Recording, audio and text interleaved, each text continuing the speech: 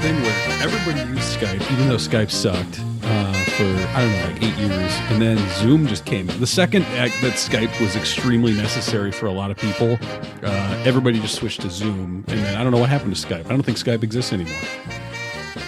I don't think it does. I think Skype was a psyop that only existed for a couple of years to plant the seeds for Zoom. So by what? Who? A psyop to make us not like it? Zoom. It's not like Zoom's okay. Zoom works, but the Skype, I remember just like, oh my God, I would have so many headaches every single time we'd do a show. The funniest thing about Zoom is that it wasn't even good. It was just better than Skype. Yeah, right. Exactly. And people loved, and it was beloved by the people for that. And it was just so funny because it's like, well, this is like a barely functional, sort of like does the bare minimum here. And the people rejoiced because they finally had a product that worked. Yeah, like I was asked to do a little interview thing like an hour ago, and I was on Zoom, and it worked, and it was fine, and that was nice. But I've got great breaking news for you, and not. It's funny because I'm sitting here prepping for the show, and I'm looking for like, all right, what's some funny stuff I saw, and I'm scrolling past all these posts about like, if there's a nuclear bomb that goes off near your house, here is the immediate things you should do. As I'm looking for like nonsense to talk about, so it's been great for my mental health to have to do that. And it's funny. Yeah. I know you're about to go on a trip. I'm about to go to a family cabin you've been to for the weekend. And it's just this weird thing where you're sort of like, I would like to relax, but I kind of feel like the world is not going to let me relax. Yeah, I kind of want to unplug. But also, I feel like if I do unplug for 2 days, I'm going to see a mushroom cloud in the distance and like a blinding light. And I'm going to be like, oh, shit. Yeah. Oh, no. Probably should have. My home is rebel by the time I get back. Yeah. Oh, dear. I should have bought 2 or 3 more canned goods to store in my pantry for this horrible accident.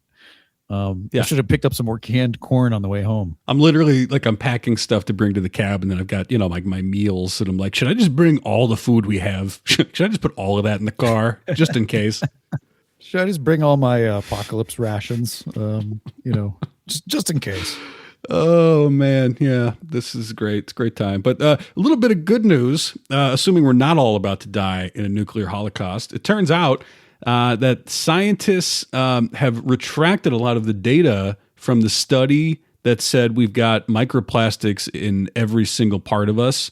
Essentially, they overlooked a detail, which is that if you are operating with latex or nitrate gloves, those have a lot of microplastics that they give off. And I guess they didn't take into account that might pollute the materials they were working with. So it looks like there was a huge overestimation of the amount of microplastics inside of us from the studies that we've talked about a few times. So how much is there?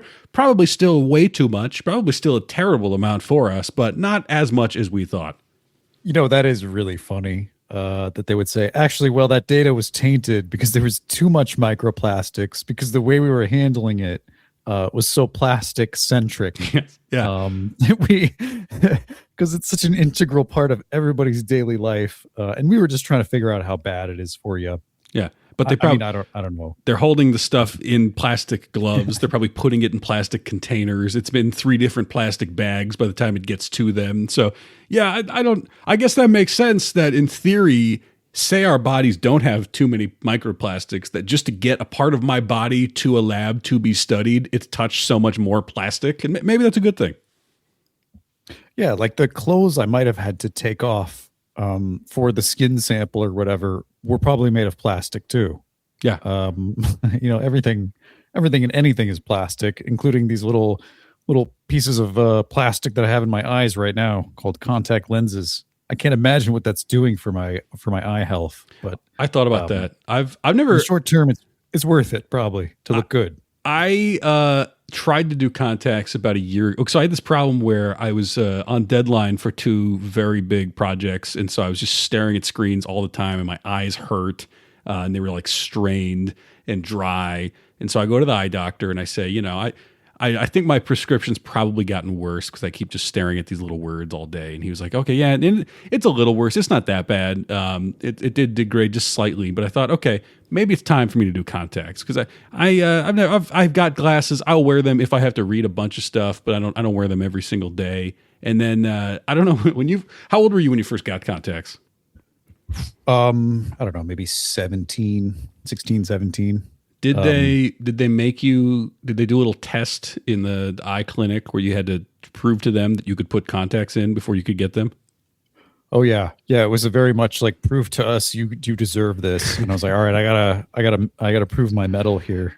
Yeah. I gotta get initiated into the gang. And so they did this for me out in just like the general area where they also sell glasses. And so it was, there were a lot of customers who were just seeing me scrape my eye and look like the biggest idiot in the world, which was extra pressure for sure. And then my instincts were, I'm already humiliated. I may as well kind of turn it into a show. So I'm sort of like commenting, making these little wisecracks about, like this never happens to me, like that kind of stuff. And then people are laughing. And then I kind of turn it into like a thing where it's like a little fun show for people. And then by the end of it, I passed, but my eyes just hurt so much. And then like for like 2 days after, because I scratched my eyes a couple times when I was trying to put them in that first time, I was just like, contacts hurt. And then I never put them in again. And so for a year now, I've got some contacts, never touched them. Yeah, you might have scratched your eyes out, but somebody laid down a little napkin, and you got like $25 from all the people who were passing the eye store who saw your routine. They're like, this guy's pretty funny. Yeah, can't tell if he's a plant or a customer. Oedipus the comedian over here. Yeah, it really does look like he's scratching the shit out of his corneas, but I gotta hand it to him. The guy's making me laugh. Honey, I'll throw $1 in the honey. bucket. Well, put the bananas down. This guy's doing a show. Yeah. Wait, babe. Wait, we can go get the Auntie Annie's pretzel in a minute. I just want to see what this guy's doing. Looks like he's got quite a crowd around him. Yeah. Pick the kids up from school, drive them right here. This is hilarious. Yeah. Oh man, honey, the kids will love this. Yeah, I'm telling you. Bring them over here. Oh no. Okay. Well, it looks like he just got the other lens in the second eye, so okay, maybe maybe I'll see if he's got a card. What a ripoff! I just called another show. I just called my kids out of school for this. You tell me the show's over? Yeah. Do you do birthday parties?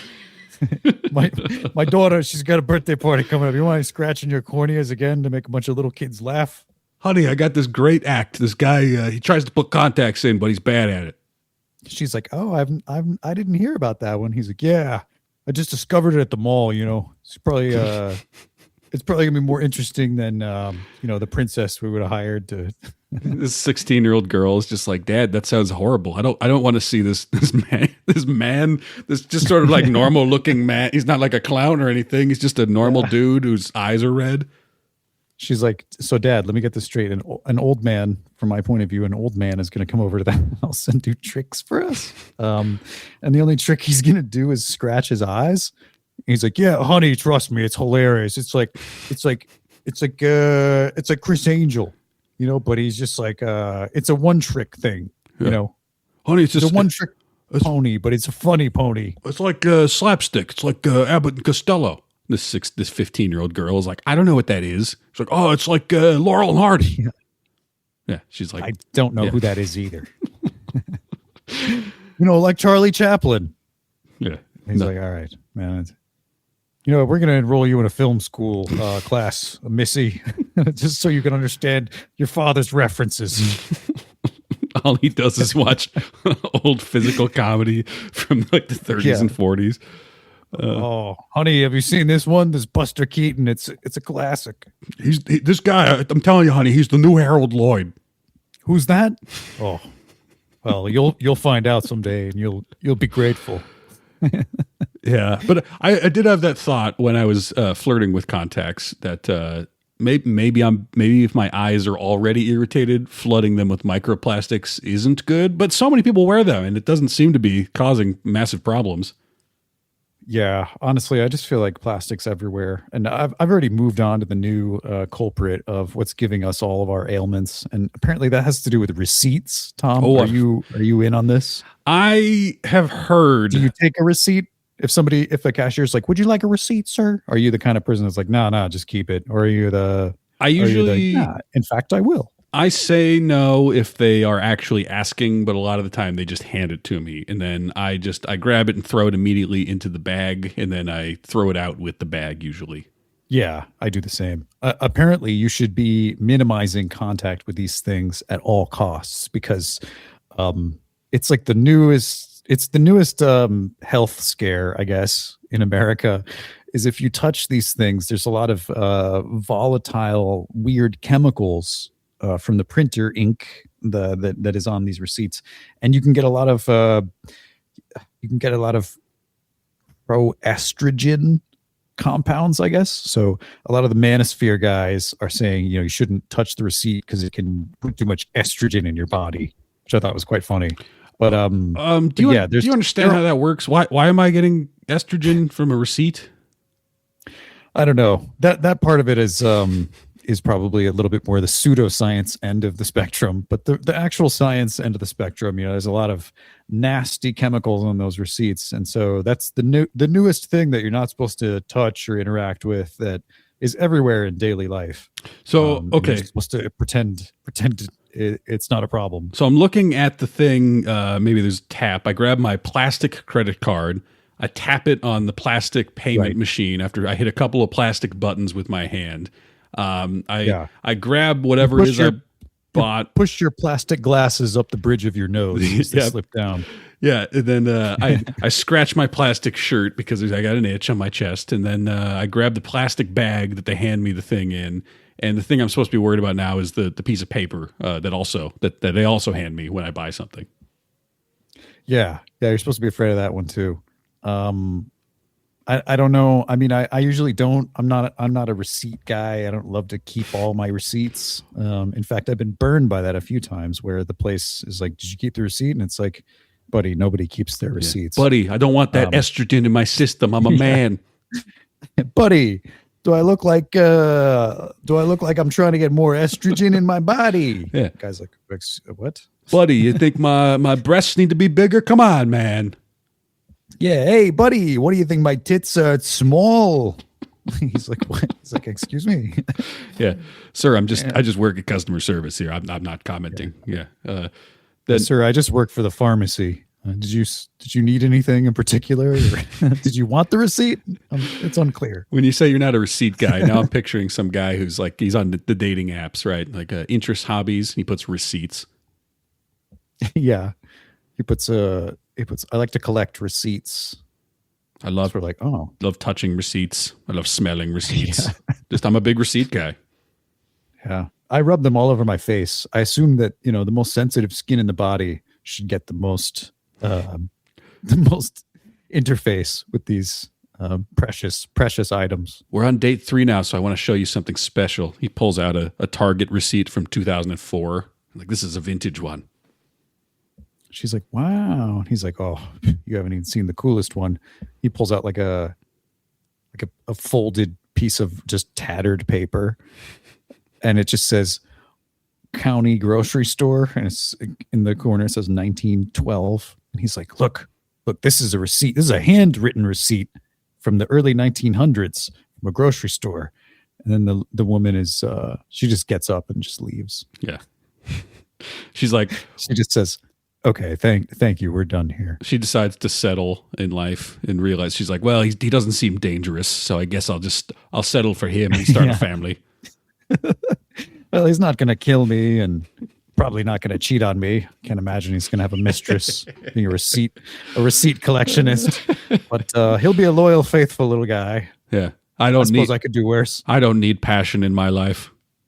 I don't need any passion. I just need a man who's just stable as a rock, and we'll talk about his receipts for long enough to ward off any other potential mates. Yeah. Then she joins Courtney's book club, and then has a way to get some of those feelings out that she's not going to get from him. Yeah, she's like, well, do we have any books about a receipt collection enthusiast whose house maybe burns to the ground? Just like, oh wow, that's a very specific request, Mrs. Gunderson. Maybe we'll put that in the list somewhere. Oh man, I got so in the China maxing conversation, I came across this lovely little clip from the time when this is so niche. Nobody's going to care about the context here exactly, but there was the time when Roger Ebert, he had his show with Richard Roeper. And so for anybody who's an On Cinema fan, you could sort of say that On Cinema starts as kind of a little bit of a parody of that and then goes in its own deranged directions. But basically two guys sitting around reviewing the latest movies that have come out. Started with Gene Siskel. Siskel died, and then Roper took over for Siskel, and then Ebert had, I think, like jaw cancer or something, so he was not able to speak for the last several years of his life. And there was a period where there were guest reviewers who would come in to review the movies with Roper. And one week they got Fred Willard, of all people, to come in. Fred Willard's not a film critic, but he is one of the funniest people of all time. But he's funny in particular because he's just going to say a thing that you probably shouldn't say, but he's just like a sweet old guy. So you're like, okay, that was, if anybody, it's like, have you seen that meme where it's sort of like, oh, you're sweet if one person says it, and then if somebody else says the same thing, you're like, human resources? That's kind of Fred Willard. Yeah. But he was reviewing Jet Li's movie Fearless, which I love the concept. First of all, I guess it just happened to be what came out. But let me share the screen. Too perfect. It's just too perfect already. Even though it's an accident. It's just a brief clip from that. It's all we need, though. So here's Fred Willard talking about Fearless. I got lost, but actually, I want you to, if you well, can. All right, Let's get it's a long tongue. Let me just say this: after the movie, I went out for a Chinese meal, and I'm not saying that to be funny. It's just you're swept up in the whole Chinese feeling. It is actually, there is a lot about the culture, and it's beautiful. He said, man, something I love about Fred Willard is there's always a gleeful look on his face when he's about to say something that he knows is a little too much anyways. Yeah. But he's just pushing for a reaction, and just that little childlike glee on his face when he said he went for a succulent Chinese meal after seeing that movie. Perfect. Sometimes you get sucked away in that Chinese feeling. That is an odd way to say that. Oh, so he went and ordered Chinese feeling. He went and ordered General Tso's chicken or whatever from like the local place. I'm sure like next door to the theater. I'm sure it had nothing to do with real China, but like in his mind, he's like, "Wow, that was really cool. I got to go have some fried rice and crab rangoon. I got to go eat something super Americanized. I got to experience a very Americanized version of this. But I mean, hey, he's doing what basically most millennials would probably do these days. From what I heard, you saw the last season of the White Lotus TV show on HBO. Yes, okay, they set it in Thailand, and I saw a very funny picture online when the season finale was going to premiere. Somebody posted a picture of all the food delivery drivers at this Thai restaurant picking up people's Thai food so that they could eat Thai food while they watched their Thai version of a television show. So it seems very American to do that, is what I'm trying to say. You're just sort of like, you know what, that's a cool culture. Let me just do my like very sort of easy American equivalent of that as like an homage. Yeah. I don't know. I love that Fred Willard feels the need to bring that, like his validation of how much he had a good time with the movie is he wanted to go eat Chinese food when it was over. I think that's so funny. It stuck in his head, Yeah. He was just like, well, he got sucked away into a Chinese feeling, and I guess it was all just the rest of his night was just laid out before him. I think he invented China maxing right then and there. Yeah. I wish he would have said something like, and then this morning I woke up and I drank a cup of hot water, just straight hot water. And I said, wow, I'm in my Chinese era right now. Yeah. Do you think Richard Roper the whole time, he's sort of like, I love Fred Willard, but also I don't know if I can laugh at him while the cameras are on me, because I don't know if somebody's going to consider me insensitive if I laugh at his jokes.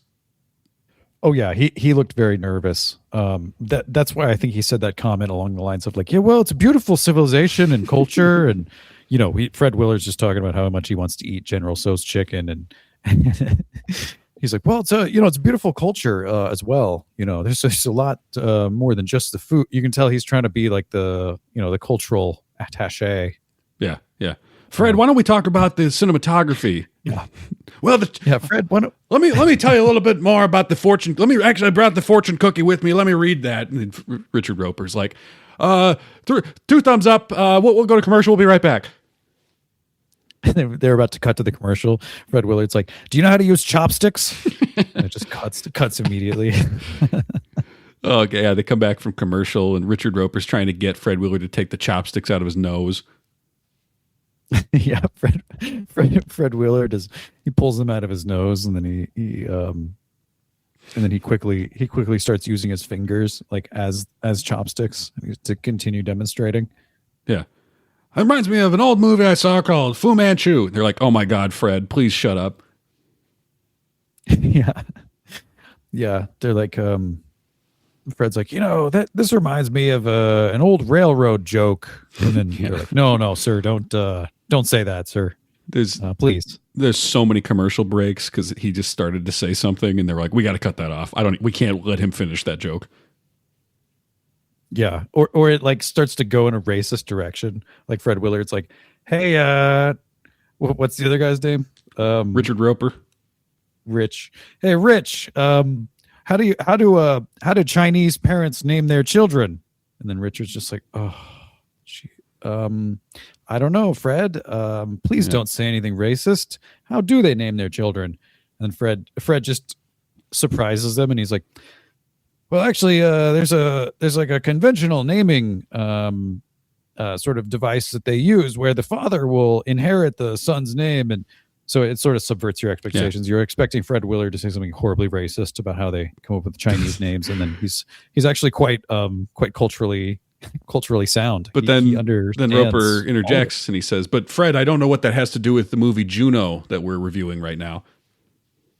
Oh, I thought you were saying, do you know? And I said, do I know what? I'll tell you what I do know. And then that's when I just dropped the fact on you.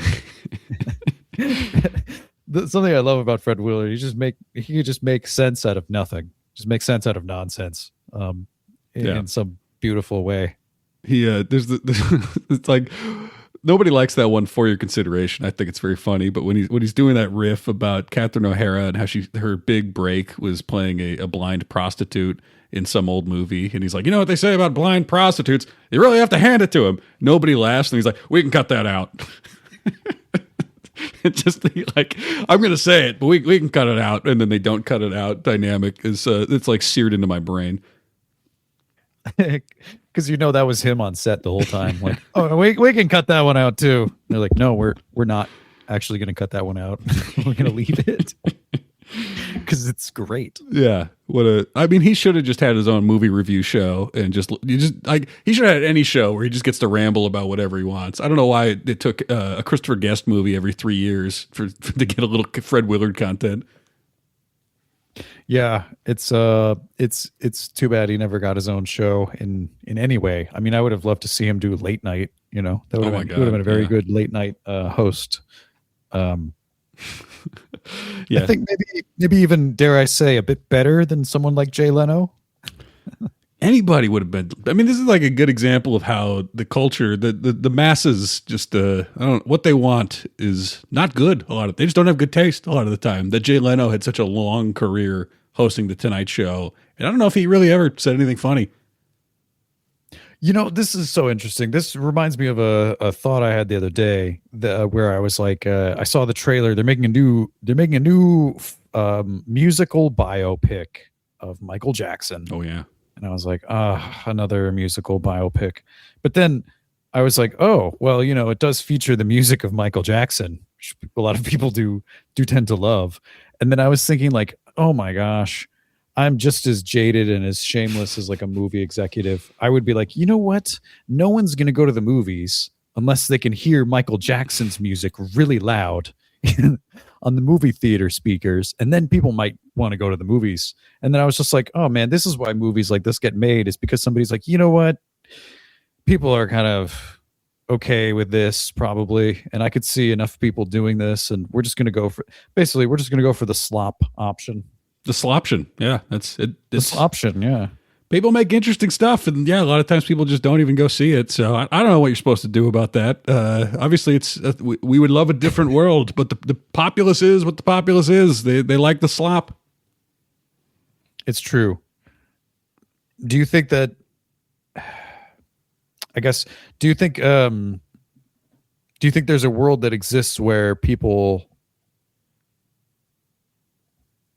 Actually, I don't think that exists. I think I'm going to answer my own question. I don't think that exists.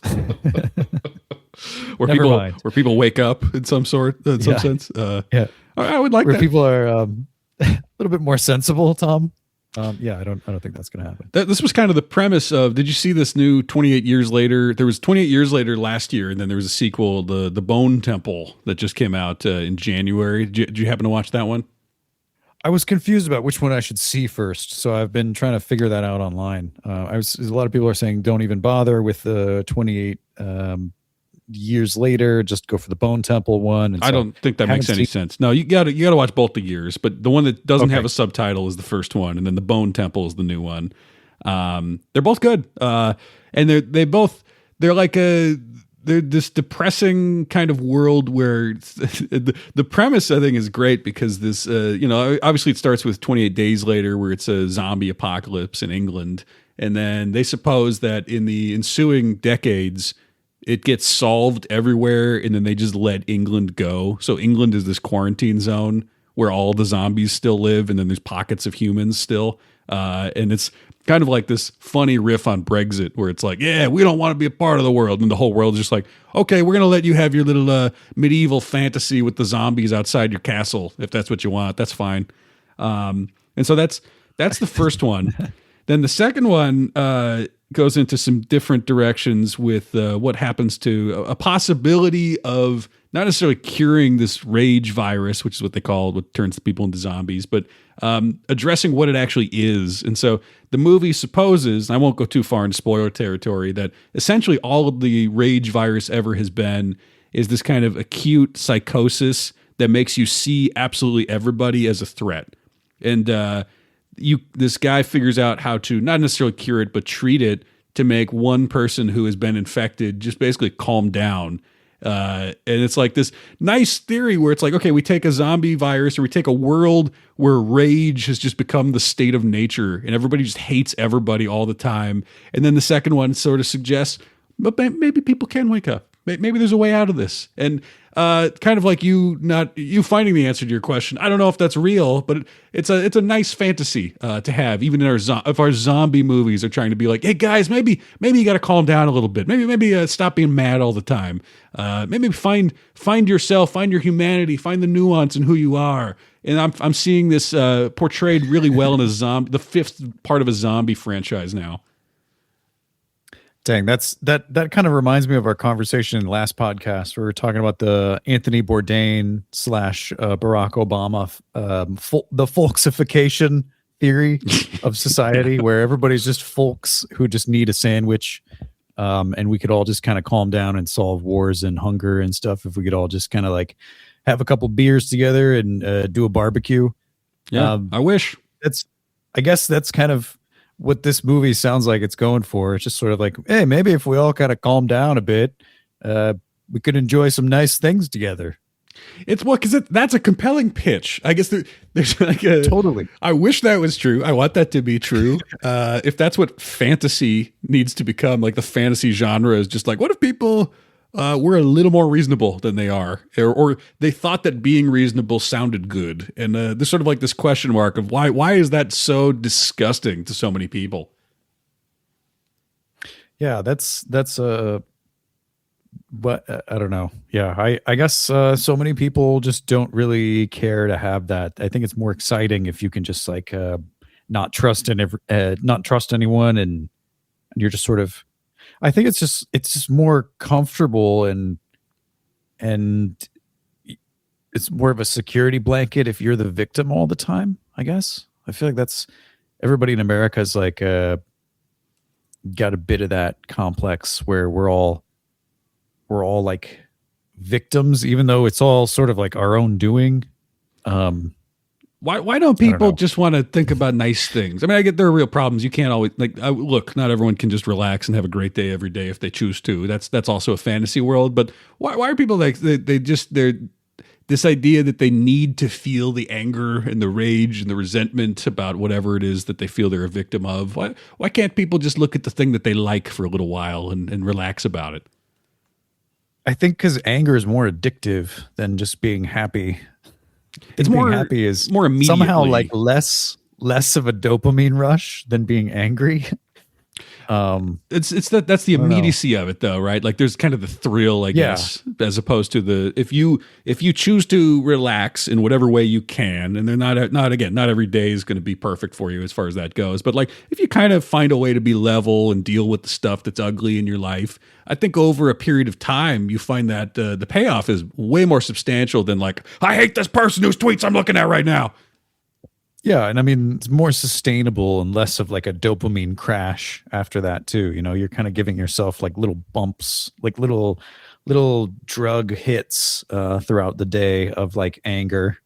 But I mean, it is in America, anyways. There's a lot of money to be made off of you if you're like that. So it's sort of like you become an anger junkie. You know, reading the news too much and I don't know, just generally speaking. I mean, you could even go to the store and just get mad about something. I mean, I went to the store the other day and there's like a buy one, get one, but then the price of the buy one, get one was about the same as it would be if I had just bought two of them for the same price.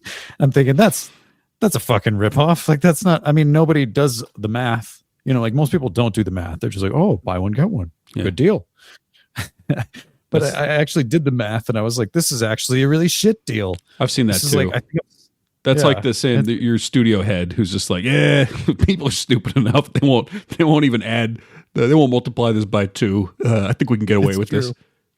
It's true, yeah. But I mean, it for people like me, it's just, you know, you immediately just want to be like, "What the fuck," you know, and then you want to go talk to the store staff or something. You know, oh, excuse me, sir. I just want to let you know that your deal actually sucks. You shouldn't even bother putting up the sign. It's not even really a deal. It's just a regular price.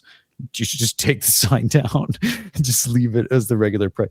You know, the impulse to do something like that, it exists in a person like me, but I just don't. I'm just sort of like, you know what? I just got to let it go because ultimately, I mean, you can't chase that anger high forever. You turn into a Karen. Yeah. In the US, that's basically Karen culture. You know, you just like to get mad about everything, and you think that talking to the manager of every place is the way you'll get free stuff. I think we also too, I guess, Tom, in a weird way too, Americans have been trained to complain about stuff because they get free shit for it. Like if you don't complain about stuff, you'll never get like, the company will never take you seriously if you've never got your items, for example. But if you do complain, they might send you your items and then, you know, a coupon for the next purchase or whatever. So unfortunately, it's like Americans are trained to complain, and then we're like being primed to get these little dopamine hits of anger.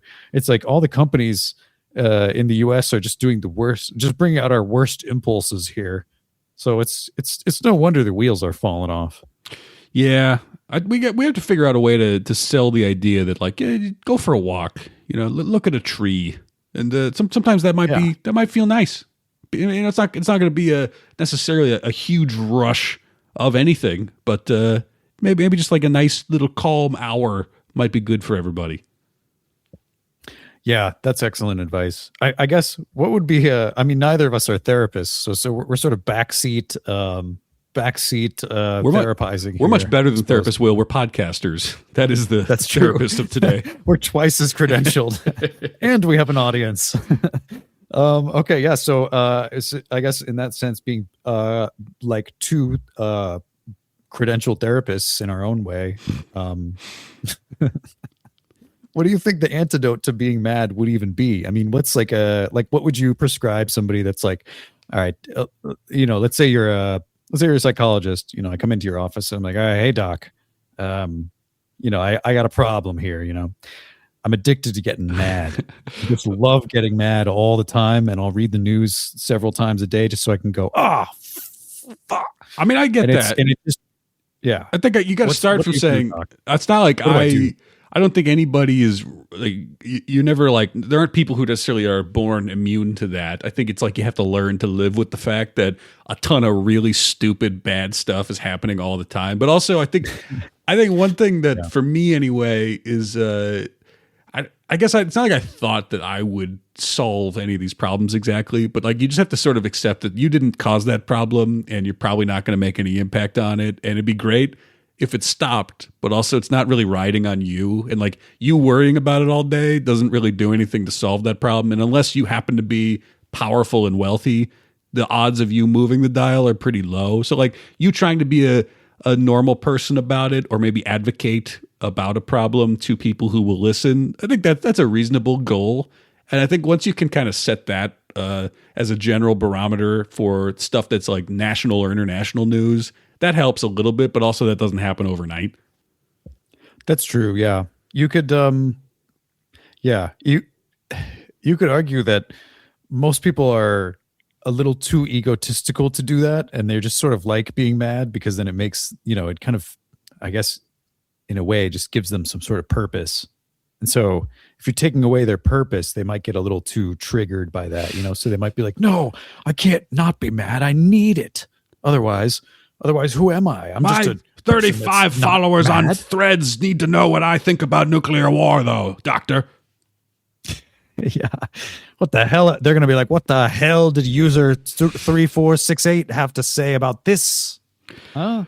Yeah. That's a thing I see. Everybody's too self-important. Especially the people who are like, if you aren't posting about this, you're part of the problem. And I'm like, my posting's not going to change anything at all. Like, I'll post occasionally about like a real issue, but we sort of, I think people confuse sometimes the anger that you feel online for some kind of tangible action. Whereas if you were just had a good day, that'd be better for you. And the problem will still exist, but also you weren't going to solve it with that tweet. Yeah, I think ultimately everybody just accepting that most things are futile is actually quite freeing. But it's also like a little terrifying because then you're like, well, I'm not in control of anything. And if I get mad about something, maybe I can change it if I'm angry, but if I just let it go, then maybe I lose my power over the, I don't know. Maybe it's, well, that's the serenity prayer, right? Maybe we've just landed on that's true. A thing that people. Yeah, we've just landed on the 18th century Irish prayer from like a hymn. But that's if you're addicted to getting mad, you're addicted to booze or whatever. Letting go of some of that control. If the control issues are leading you to do unhealthy things, maybe this is nothing new at all. It's the exact same sort of strategy for every addiction. Actually, not only that, I think it's this kind of goes all around the world. Not only is it some little Irish, little church hymnal, but it's also, I think, pretty Buddhist thought as well. And maybe if our Singaporean listeners are in the mix here, they could jump in and let us know in the comments. But yeah, I think it's very, letting go is just a generally good thing. Like prized by societies all around the world. I mean, there's just like countless fables of the person that couldn't let it go and they ended up killing themselves and everybody else, or you know what I mean? It's like half of the Aesop's fables are just like, well, the mouse couldn't let the cheese go and then it died, Yeah. So I feel like it's just okay. Anyways, but it's just, look, it's Will, so, we can't. If we're going to package this for Americans, I don't think we should go with "let the cheese go." Okay, you just got to let the cheese go. I don't think Americans want to let the cheese go. That's true. I wouldn't let the cheese go either. That's a horrible. We gotta work on phrasing there. But I think the answer has been right in front of our face the whole time, Tom. We should have just been telling people to let things go. Hey, buddy, let it go. Yeah. You're not going to save this dumb world. It'd be cool if you did, but you're probably not going to. It's okay. It's not your fault. Yeah. It'd be cool if you did, but honestly, you're not gonna, because Obama tried and he was kind of a cool guy and he didn't fix the world either. So, there's just no one person's gonna fix the world. It's just it's pointless. Just gotta let it go. You got me looking at our listeners and where they're coming from. We've got, I think, some new countries. You'll have to remind me if these were on the statistics last time we talked. But India, I don't think we had India on there before, did we? Oh, no, I don't think so. Welcome. Finland. Oh, cool. All right. Got some Finnish. Azerbaijan. All right. Welcome. So we got 3 new countries here. And maybe more. I'm seeing Mexico and Italy, which I also don't remember talking about, but maybe I'm misremembering. Oh, I remember the Mexican crowd, Tom. I wish them a bienvenidos. Oh, that's right. Excuse me. Belgium. Was Belgium on there before? I don't remember. I probably would have made some joke about their waffles or their chocolate. But either way, welcome, Belgian folks. Cyprus. I didn't know that was kind of its own separate entity, I guess. Oh yeah, Tom. Cyprus is fascinating. Cyprus is really interesting, and I hope to go there someday. Actually, it's like an island that's like split in two, and one country controls the other half, and the other half is its own country, and half of it's in the EU, and the other half is totally not in the EU. I don't know anything about this. Wow. Okay. Yeah, you got to go through like all these barrier checks and entries and stuff, and then you're like, all right, your passport gets stamped and like, welcome to the EU, and then you go out to the other side, and they're like, all right, your Schengen visa's done here. You're basically just like on a rock in the middle of the Mediterranean. Like it's interesting. It's a cool place. I hope to go someday. They had at one point some really nice resorts that were then abandoned because there was a sort of civil war in the 60s. So it's a great like urban explorer place too. Wow. Okay. From what I've heard. Well, we somehow a listener has found this show. Somebody might be urban exploring and listening to us right now. Welcome, Mr. Cypriot. Have you ever done any sort of urban exploring, Tom? I couldn't really see you like walking through an abandoned building at night. But, no, I'm much more boring than that generally. I mean, I've never been invited, so maybe if somebody who knew what they were doing invited me, I would do it. But I'm not likely to go on my own, I guess. Yeah, I've always kind of wanted to do it in the back of my mind, but I've also been secretly a coward like you. But I did when I went to Vietnam. Actually, in the city of Hanoi, in the capital city, there's an abandoned water park, and it's like near a pretty central area. And I don't know if they're in the process of like fixing it up or whatever, but I was like, oh man, I want to sneak into that place so bad. That looks so fun. It's like an abandoned water park. Yeah. It looks like kind of, overgrown. It looks a little creepy. There's definitely a ghost in there of a child that went missing or, got pulled under. Anyways, there's probably some interesting stuff there late at night, and I couldn't find a way in. For better or for worse, they really barricaded it up pretty well. That sort of fuels the fire, though, doesn't it? That there might be something to find. It did, but it was like 3:00 in the morning, and I had walked around for about an hour, and I couldn't find a way in, and so I was just, all right, forget it. I'm not that eager to break the law in a foreign country, anyways. It was just sort of a fun idea that I had in passing. Yeah. When I've traveled with the same couple a few times out of the country, and one of them is just terrified of getting arrested in a foreign prison because he's like, I don't know how you navigate that, what you're supposed to do. And so he would be a really hard sell on this. Oh man, that would be so funny too, because I don't know what a Vietnamese prison would be like, but I can't imagine. I mean, I think you said you went to France with this other couple. Yeah, went to France, went to the Dominican Republic, and he's just like, I can't break a single law. I cannot get arrested here. Oh man, that's so funny. He goes to Singapore and he has like a piece of gum in his pocket, and they're like, "All right, sir, get over here." He's like, "I didn't even. I thought it's just a piece of Wrigley's. It's just winter mint." And they're like, "Sir, get over it. We're gonna do a caning. Shit out of you with a cane like 10 times because you had gum in your pocket." Oh man, yeah. I mean, it's not unjustified. I mean, I'm I could see that being a little bit irritating. But that's the thing that keeps him up at night. He's sort of just like, what happens if I'm in there and I don't speak the language. I don't know how to talk about anything that's going on. I don't know if I get a lawyer. All that kind of stuff. Yeah. Like what's am I innocent until proven guilty, or am I in Japan and I'm literally guilty until proven innocent? That's how their system works. Yeah.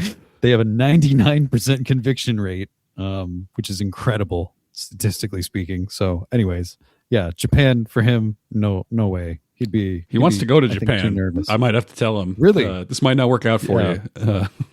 Yeah, you might have to tell him like, hey, are you familiar with the guilty until proven innocent theory of law, the Japanese theory of morality? He goes to his travel agent and he's like, I'm looking for places with low conviction rates. Beautiful beaches. What's that? Beautiful beaches and low conviction rates. Yeah, northern Poland wasn't really exactly what I had in mind, but I'm sure the Baltic Sea is beautiful. It's just that, even in the summer, I don't know how warm that would be.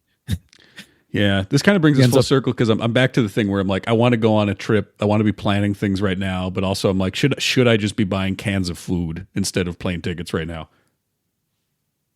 I've kind of wondered that, but I'm also at a place where it's just like, man, if a nuke drops, I just, it's almost like I do care, but it's almost like I do not give a shit. Just go ahead and do it. And then we can finally move past it as a society, I don't know. I mean, again, everything I do is futile. Yeah, but it doesn't sound good. I get why it's not a good pitch as you lay out your logic here. No, it's not. It's not like an encouraging.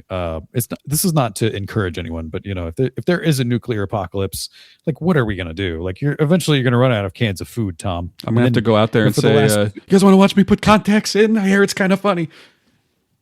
Yeah.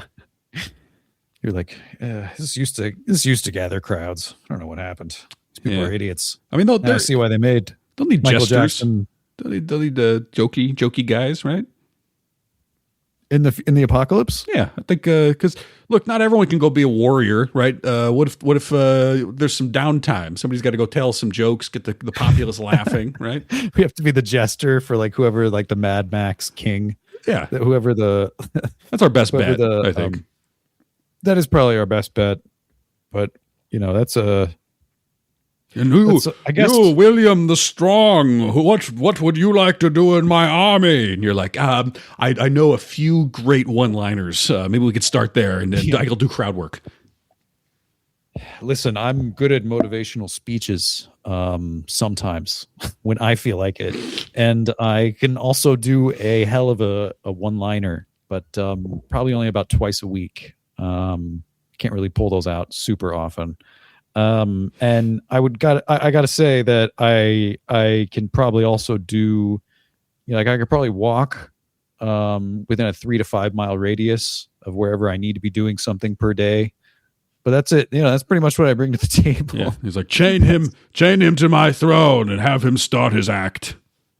Yeah. Wow. He's already made me laugh with his ridiculous assessment of his abilities.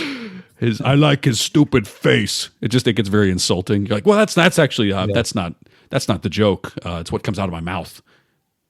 Yeah. It's not how I look. It's what I say, right? Yeah. Somebody hit him with a stick. I think it'll be funny to watch him fall on the ground. And just club me over the head. Whack. And I just fall to the ground. Everybody laughs harder than they ever did when I was saying anything. Yeah.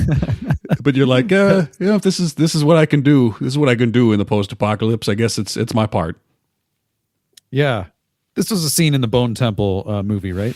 this interaction. Yeah, more or less. That seems more accurate for what would happen post-apocalypse than, sort of like, well, if we just give the zombies love and kindness, maybe they'll turn back into humans. The two of us are like, kind of.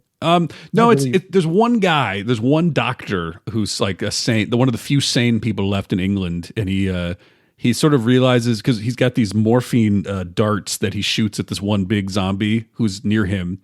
And it's a very funny arc because he realizes at the beginning of the movie that this zombie has started to get addicted to the morphine hit. And so like it's still a zombie, but he wanders over because he knows he feels good in this area. And so he starts experimenting by giving him whatever remains of antipsychotics and just sort of trying stuff on him. And then the zombie, I wouldn't say he becomes normal exactly, but he calms down a lot. And so it's just like kind of this nice hint that it's like, oh, maybe rage isn't permanent. Maybe rage is possibly something that can be undone. I don't know how the movie does not get to the point of how you sell that to the people exactly. I think that's what the next one will be about. I hope so, man. Because that could be the ticket to everything, if we just figure out how to make that mass marketable, I think we'll be in business. Yes, and then we'll sell or we don't, and the world ends, and we're sort of like, all right, so we do a podcast. I think it'd be fun. I think the warriors before they go into battle, they would love to hear us banter for about 45 minutes. What do you think? Yeah. Hey, if you do this banter, they'll give us two canned goods each, Tom. That's like a week's worth of pay.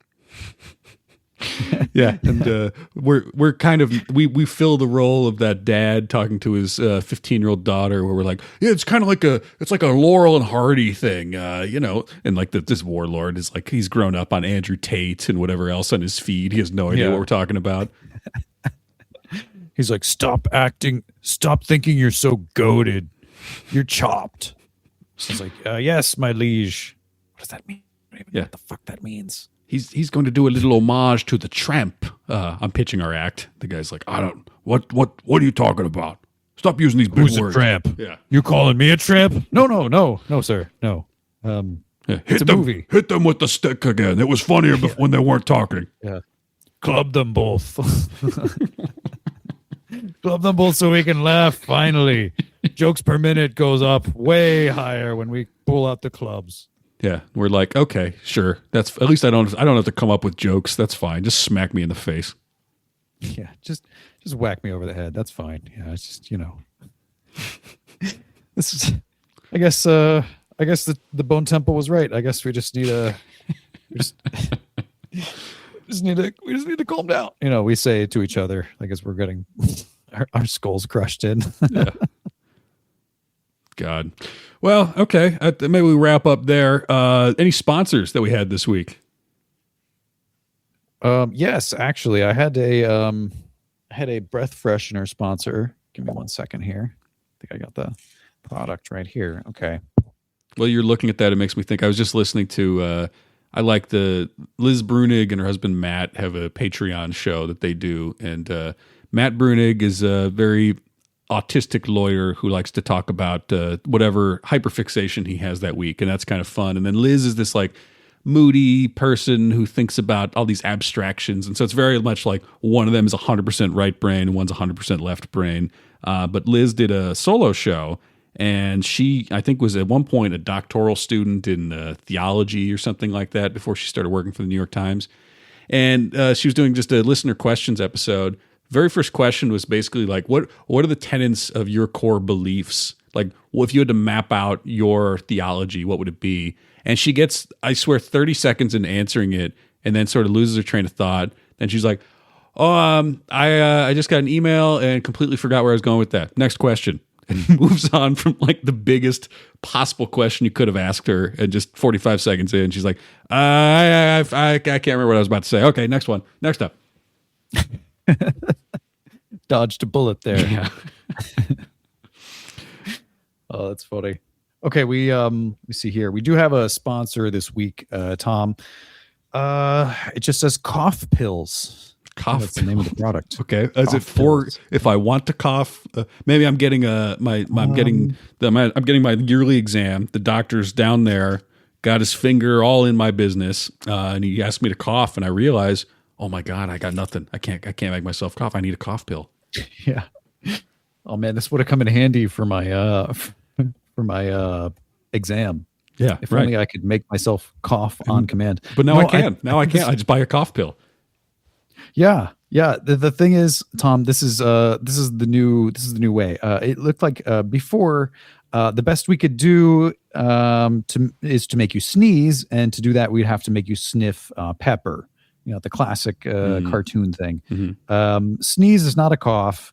And sniffing pepper in public is not a good thing to be caught doing because it can be easily mistaken for anything else. Yeah. No, So, it's just pepper. That maybe. Oh, yeah. Yeah. Yeah. That's when the No, it's just black pepper. I'm just trying to make myself sneeze. as the It's just very the Japanese normal. police drag my friend away. He's like, "It's just pepper. It's just a health thing. Help me." Yeah. I was just doing a bump of pepper. I'm just trying to make myself sneeze on command because, I got an exam coming up and I was supposed to cough, but I figured, a sneeze is at least half as good as a cough. But yeah, now fortunately we don't have the problems that we used to have. Are you happy you don't have the problems of your grandparents? That's a rhetorical question. Do you ever take pills for anything before? Also a rhetorical question, I think. It's great. It says, it's great.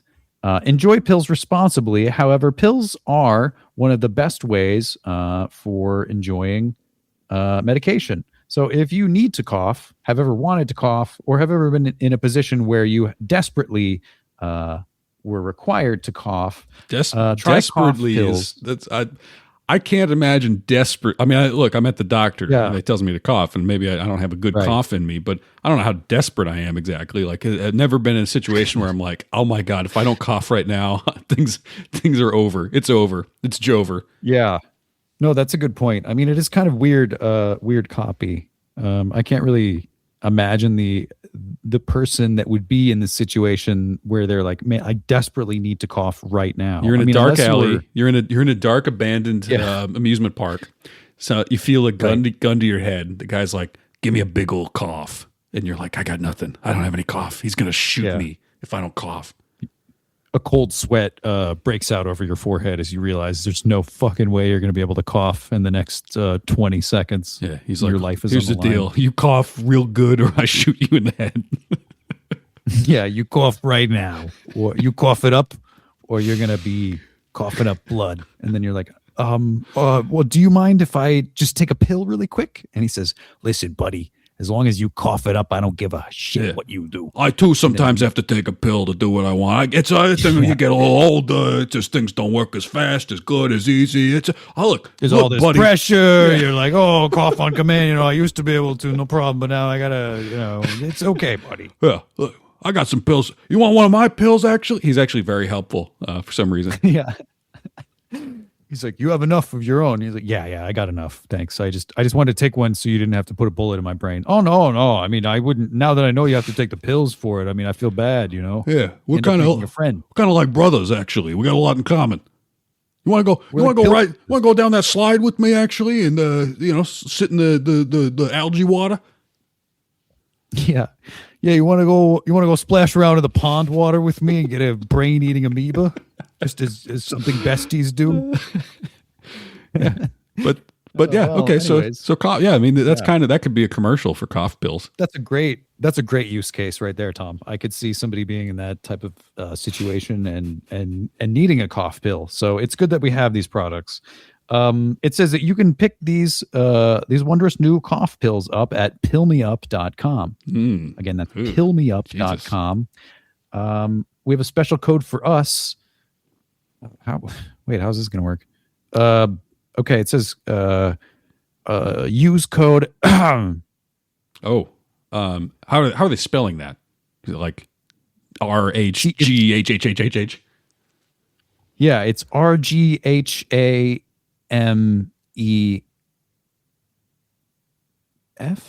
Okay, yeah, I think okay. That's like a wet cough. Yeah. So the thing is, it says cough loudly next to it. So it's sort of like, is this sort of like just a, anyways. So you have to activate, like you have to give the site access to your microphone and then cough. Yeah. And then it brings you to the next screen. Okay. Yeah. So it kind of seems like a bit of an invasion of privacy there. Well, let me ask you this, really Will. Super comfortable. If I can't cough without a cough pill, how am I supposed to cough to get a cough pill? That's a great question. That's sort of like your chicken or the egg, which comes first. Are you on the pills so you're coughing so much, or are you needing to cough so you take the pills?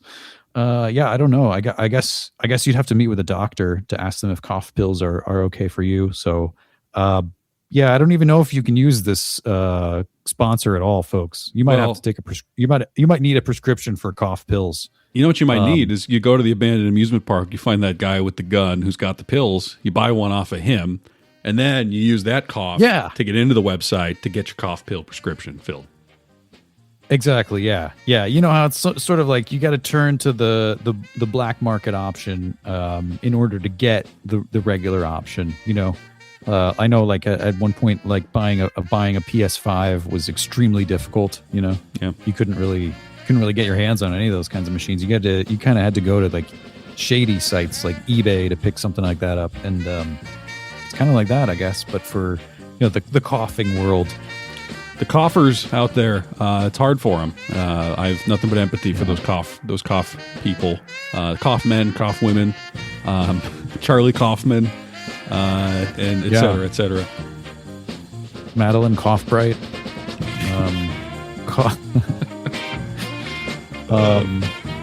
Kevin Coughsner. Coughsner, he's had a rough year. He said his throat is wrecked after a really rough year. Okay, well, go to cough.